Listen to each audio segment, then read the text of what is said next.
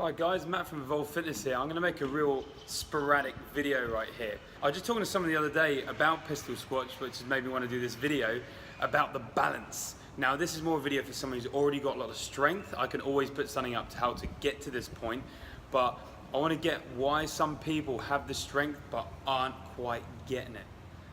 This is it.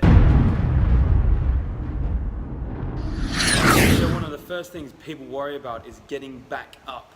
Now, what I would do is not worry about getting up. Lower yourself down all the way in the pistol squat position and sit on the floor. Reset, do it again, so that your mind knows that it's not a problem if you end up sat on the floor. Now, the biggest thing, if you have the strength but you can't nail it, it's the balance. You find you fall all over the place.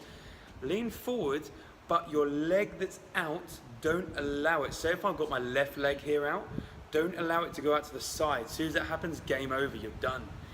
Force that leg in.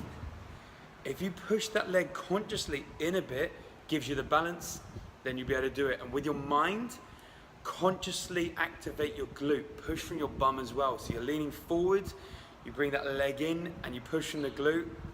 See what happens. Give it a go.